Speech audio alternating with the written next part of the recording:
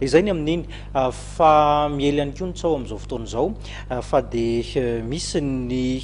fisamatsamana angara zay ny ilazana azy eo anivon'ny antoko politika HVM ery vaovaon'i Madagasikara io samy manana ny fomba fijeriny ny mpikambana ao anatin'izy ity ho an'ny filoha-lefitra izany antoko izany Andriamatoa Randrianarivony Jobarson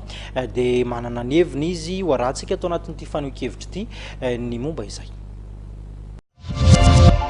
Nandeha ny feony sy ny fisamatsamana eo anivon'ny antoko ery vaovaon'i Madagasikara amin'izao ankatoko ny fifidianana izao raha nantaniana mikasika io ny filoha-lefitry ny antoko HVM Randrianarivony Jobarson dia toy izao ny valiteny noentiny. Ny HVM dia antoko manohana ny président Rajaonarimampianina,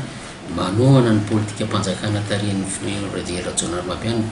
Fisarazaran'ny HVM dia misy ny HVM vehivavy, misy HVM tanora, misy HVM cadre, zay mety mampizarazara fa ny fiaonamben'ny HVM dia ray ihany. Nosoritan'ny fifamiomana amin'ny siatrenan'ny fifidianana ny antoko HVM ny fametrana solotenany amin'ny fokotany no dingana tanterahin'izy ireo. Raha bureau de vote ny resahana 20 000 izy tamin'ny 2013 mety efa miakatra 22 000 izy mitena 23 000 dia amin'ireo bureau de vote reny betsaka ny antoko zay tsy manana akory solotena amin'ireny satria tsy maintsy manana raha matoa ianao manana 22 000 zany dia manana olona zany io satria roa avy isaky ny bureau de vote nireny 46 000 personnes zany misy ny antoko tsy manana an'izany nefa izy milatsaka dia aveo rehefa any amin'ny faritra tsy misy tsy ananany représentant tsisy olona any amin'ny bureau de vote dia tonga dia avatra izy tonga dia miteny tonga dia efa tsy atoky io tonga dia alabato ny tany zany anankiray zany zay le manahirana amin'izao fotoana izao hoe